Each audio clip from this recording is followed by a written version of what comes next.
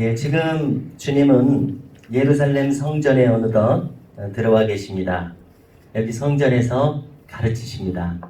우리가 사도행전도 보면 베드로와 요한이 솔로몬 행각에서 가르쳤다 이렇게 되어 있습니다. 그래서 우리가 성전에 대한 자료와 사진들을 보면은 어떤 모습으로 되어 있느냐면은 아마 대리석 기둥으로 보이는데 쭉 100몇 개가 쭉 둘러서 있어요. 성전 안에 둘러서 있고 또 지붕이 있습니다. 그래서 개방형 복도라고 할까요? 주랑이라고도 부르더라고요. 그렇게 되어 있는 긴 주랑이라고 하는 복도. 거기에 사람들이 오가면서 많이 군중들이 모이면서 그런 것을 우리가 떠올려 볼 수 있는데요. 지금 예수님께서 거기서 가르치시는 것입니다. 베드로와 요한도 나중에 거기서 가르치는 것입니다. 자, 그런데 정말 그 서기관과 바리새인들이 문제였습니다. 언제나 문제였습니다. 다른 곳에서는 소경된 인도자라고 하셨습니다. 정말 봐야 될 것을 모르니까 우리가 세상 말로는 신통한다고 하는데 하나님과 통해서 정말 봐야 될 것을 봐야 되는데 그렇지 못하니까 소경된 인도자다 이렇게 말씀하셨습니다. 여기서도 지금 그들이 못 보고 있는 것을 말씀하시는 겁니다. 자, 지금 메시아 그러면은 히브리어로 메시아라고 하고요. 그리스도 그러면 헬라어로 하고 또 우리말로 번역하자면은 세상을 구원하신 분이니까 구세주라고 이렇게 번역하면 거의 맞는 것이죠. 자, 그런데 지금 이 서기관들도 메시아를 가르쳤습니다. 성경에 있으니까 가르쳐야죠. 메시아를 가르쳤는데 자, 이 메시아를 가르치는 용어가 오늘 나온 용어가 무엇입니까? 35절 우리 마지막 부분에 보면은 그리스도를 다윗의 자손이라 하느냐? 왜 다윗의 자손이라 하느냐? 다윗의 자손이란 말이 그리스도라는 말이에요. 메시아라는 말이에요. 이 말을 가지고 가르치는 거예요. 자, 그런데 우리가 어떤 말을 똑같이 쓰거나 설명을 해도 절반만 맞는 경우가 있습니다. 50%는 맞는데 100%는 아닌 것이어서 틀린 말이 되는 경우가 있어요. 지금 이 다윗의 자손도 마찬가지입니다. 그것이 그리스도를 메시아를 가리키긴 하는데 서기관들이 설명하는 말은 부족한 설명이 되고 있어요. 자, 왜 그렇습니까? 자, 보십시오. 우리가 그 다니엘서를 보면은 뜨인 돌이 나오고 있습니다.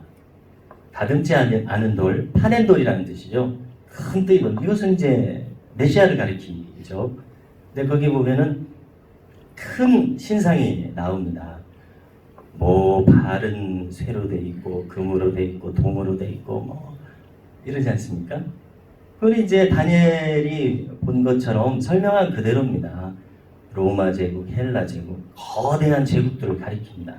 자, 그러면 그 뜨인 돌이 막 날라와가지고 그 신상을 다 부숴버리더라. 다니엘이 본 것이 그것인데 실제로 로마라는 나라 제국이 진작에 없어졌죠. 헬라 제국도 진작에 없어졌죠. 어떤 제국도 진작에 없어졌는데 자, 이스라엘을 지배하던 식민지로 지배하던 로마도 없어지고 로마도 기독교 신앙으로 말하자면 정복이 된 거 아니겠습니까? 전 세계가 기독교 신앙으로 예수님을 믿는 신앙으로 정복이 된 것입니다. 그러니까 메시아라고 하는 것은 세상 나라의 왕을 가리키는 것이 아니라 빌라도 앞에서 내 나라는 이 세상에 속하지 않았다고 하는 하나님의 나라를 가리키는 것 아니겠습니까? 그런데 서기관들은 당연히 신앙의 지도자들로서 이런 것을 보고 가르쳐야 되는데 이런 것을 보지 못하고 소경된 인도자가 되었더라 이 말입니다. 자, 보십시오. 다윗의 자손이라 예, 그건 맞는 표현인데 서기관들이 가르친 것은 한마디로 정치적인 메시아입니다. 정치적인 메시아. 지금 주전 160년에는 우리 성경에는 들어와 있지 않지만 가톨릭 성경에는 들어와 있죠. 그 마카비 형제라고 하는 사람들이 헬라 제국하고 독립전쟁을 일으켜서 이겼습니다. 그래서 유대 나라가 독립을 했거든요. 근데 이 마카비 형제들은 유다 지파거든요. 그러면 다윗은 유다 지파잖아요. 예. 이런 것을 말하는 거죠. 다윗의 자손이라고 하는 것은 유다 지파 중에서 메시아가 나는데 서기관들이 160년 전에 마카비 형제들을 생각하고 유다 지파에서 이런 메시아가 나올 것이다.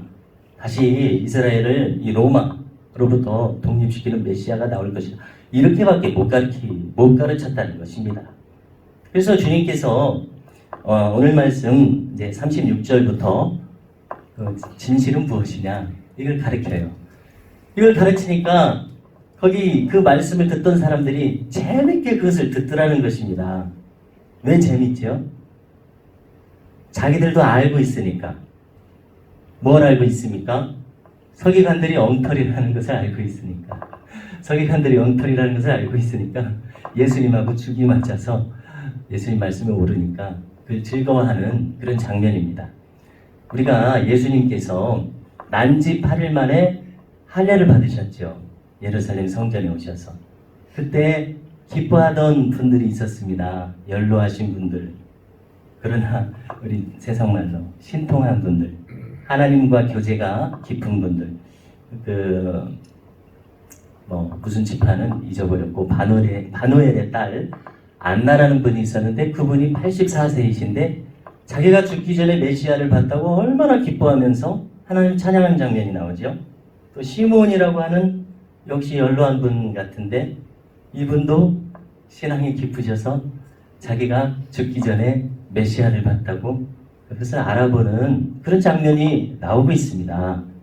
성도 여러분, 우리가 이제 어떻게 살아야 될지 홀만 좋은 것은 아무 소용이 없다는 것입니다.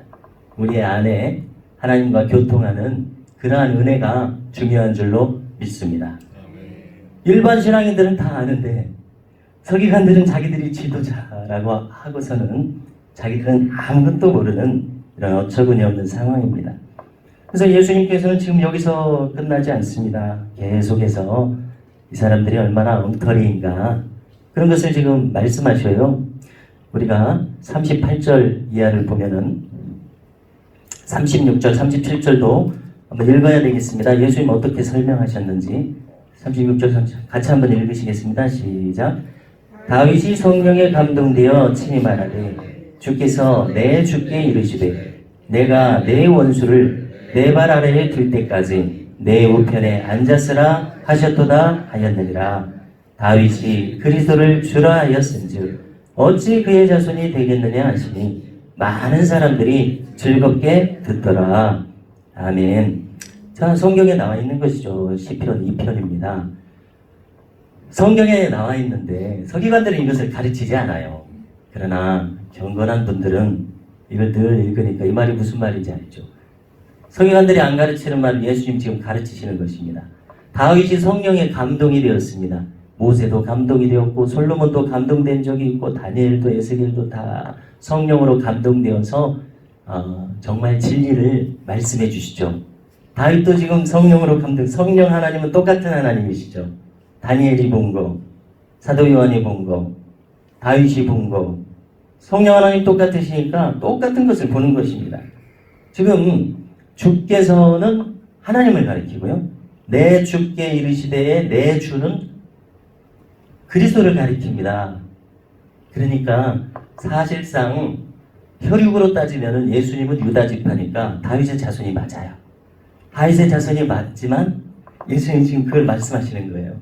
다윗의 자손은 맞는데 그 메시아를 다윗은 성령이 임하셔서 영안이 열리니까 주님이라고 고백하고 있지 않느냐.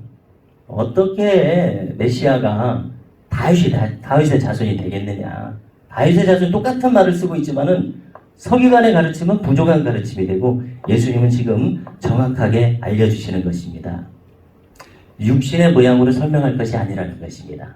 다윗이 영안이 열렸을 때 혈육으로는 자기 자손이지만은 주님이라고 부르고 있다는 사실입니다. 왜냐하면 영원한 주님이시기 때문에 그렇다는 것입니다. 자, 그런데 이제 우리가 계속해서 38절 이제 함께 잠깐 보겠습니다. 예수께서 지금 서기관들이 어떤 호를 가지고 있는지를 계속 가르치십니다. 38절 이하를 보니까 예수께서 가르치실 때 이르시되 긴 옷을 입고 다니는 것과 이것이 문제라는 것이죠. 치장하기 시작하는 것이 문제입니다. 꾸미기 시작하는 것이 문제입니다. 진실을 가지고 있는 사람은 꾸밀 필요가 없습니다. 우리가 현대 예배에서도 예복을 입습니다. 목사님도 예복을 입고 장로님들도 가운을 입어요. 자, 이것은 제사장들이 그냥 맨몸으로 번제를 드리는 그러한 일들을 하지 않고 거룩성을 지키기 위해서 하는 것입니다. 거기서 온 것이에요. 근데 장로님들 가운을 보세요. 거기 뭐 화려한 것이 있습니까? 아주 단촐하죠. 또 보통 목회 가운을 보면 단촐하죠. 근데 여기 서기관들은 엄청 꾸미는 것입니다. 치렁치렁. 이것이 문제라는 것입니다. 또 시장에서 문안받는 것과 인사를 하고 다녀야죠. 저와 같은 사람이 인사를 하고 다녀야지 인사를 받고 다니면 안 된다는 것입니다. 그리고 39절에 회당의 높은 자리와 잔치의 윗자리를 원하는 서기관들을 삼가라. 이제 어른 대접을 받고 싶어서 이렇게 합니다. 40절에 더 충격적인 말들이 나옵니다. 자기들이 가진 종교 권력으로 과부의 가산을 삼키며 외식으로 길게 기도하는 자니 그 받는 판결이 더욱 중하리라 하시니라. 자, 주님께서는 이제 마지막까지 말씀을 하셨습니다. 자, 이 서기관들의 모양새가 이 주님 설명을 듣다 보면 참 우스꽝스러운 모습입니다. 왜냐하면 마지막 절을 보니까 그 받는 판결이 중하리라 이렇게 말씀하셨어요. 주님은 지금 영원한 그 하나님 흰 보좌 앞에서의 심판까지 다 보고 계시는 거죠. 여기 보면은 현세적 심판이라는 말을 우리가 할 수 있습니다. 그것은 뭡니까? 마지막 날 심판까지 기다릴 필요가 없다는 것입니다. 이 땅에서도 아직 자기의 생명을 다하기 전에도 받는 심판이 있을 수 있다는 것입니다. 우리는 이 서기관들의 겉모습을 통해서 그것을 볼 수가 있습니다. 자기들은 긴 옷을 치렁치렁 이렇게 하고 다니는데 주님의 눈에는 그것이 우스꽝스럽게 보인다는 것입니다. 주님은 그 치렁치렁 입고 다니는 그 화려한 옷에서 영광을 보는 것이 아니라 저기 지금 지옥문 앞에 서 있는 사람들의 모습을 보고 있다는 것입니다. 이것이 현세적 심판입니다. 얼마나 우스꽝스럽습니까? 자기들은 지금 자기들이 멋있다고 하고 다니고 있어요. 자기들이 지금 사람들 앞에 우러러봄을 당하는 존경을 입고 있다고 생각하고 있습니다. 그러나 주님은 그 치장을 보면서 저들이 심판받는 모습을 보고 계십니다. 자, 성도 여러분, 우리는 오늘 이 말씀들을 통해서 우리가 정말 하나님과 교통하는 사람들이 되기를 원하는 그런 소망을 가질 수 있기를 바랍니다. 정말로 우리가 영안이 열려서 다윗이 본 것처럼 수많은 구약의 선지자들이 보고 있는 것처럼 지금 예수님이 보고 있는 것처럼 성령 하나님은 똑같은 하나님이시니까 우리도 하나님 나라의 신령한 것을 보고 흔들리지 않는 믿음으로 살아갈 수 있기를 간절히 소망합니다.